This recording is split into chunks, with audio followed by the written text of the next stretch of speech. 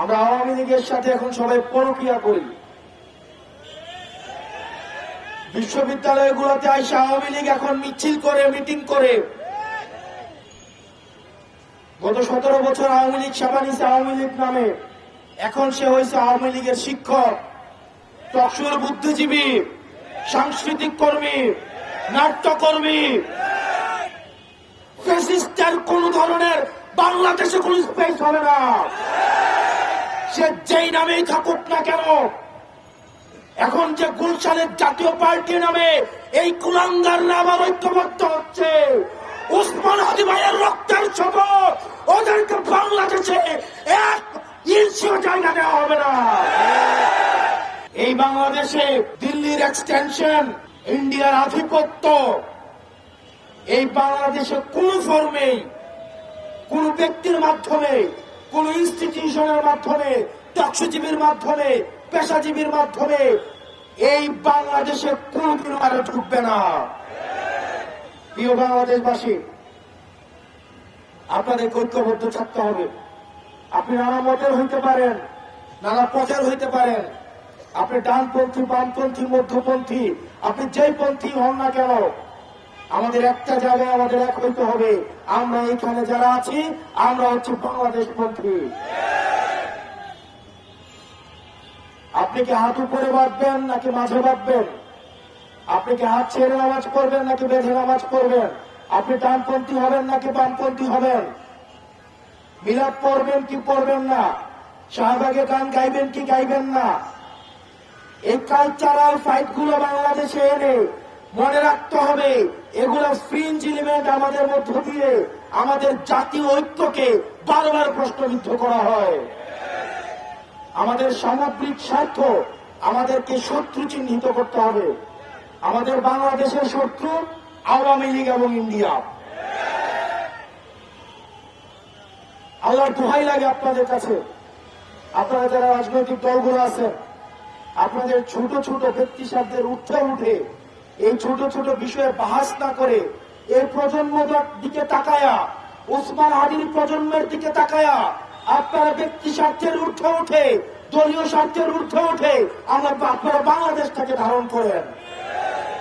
আমরা কিন্তু জানি কারা কারা ইন্ডিয়ার সেটেলমেন্টে এসে ক্ষমতায় যাইতে চায়, কারা কারা আমেরিকাকে মেনটেন করে, চীনকে মেনটেন করে।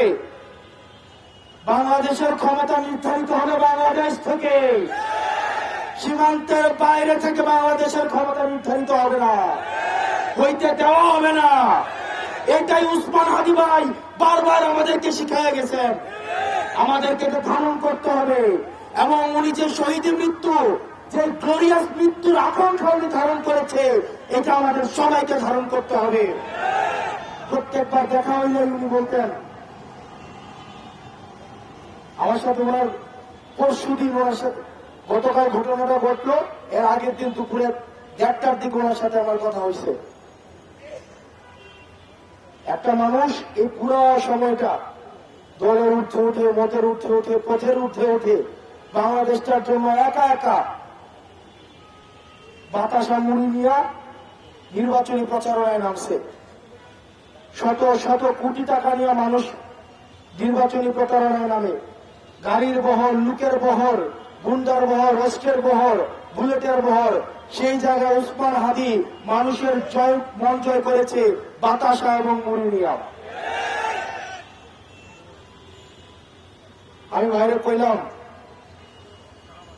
ভাই ওদের এস্টাবলিশমেন্ট আছে, কেন্দ্র দখল করার ক্যাপাসিটি আছে, সংগঠন আছে, আপনি একা পারবেন?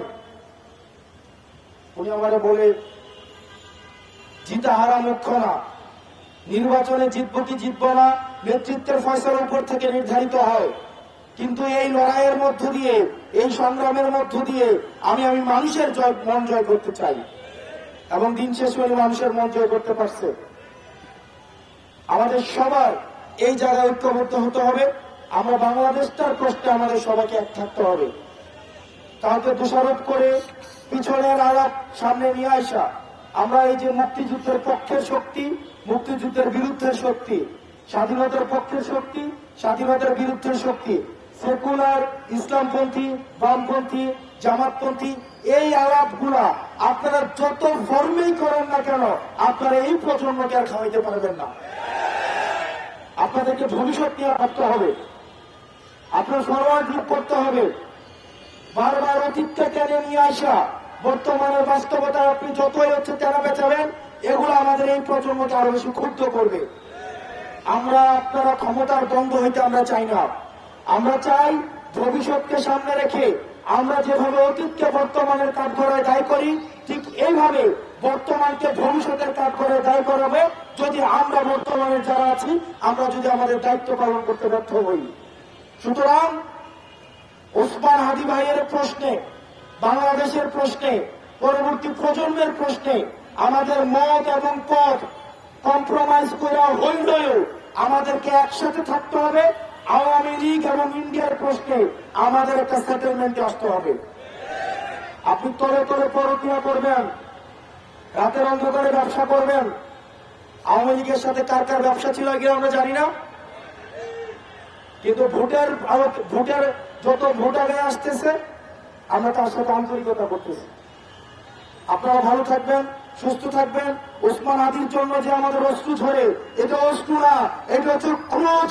এই ক্রোধ আগুন হয়ে আওয়ামী লীগ এবং দিল্লির মস্তক চারকার করে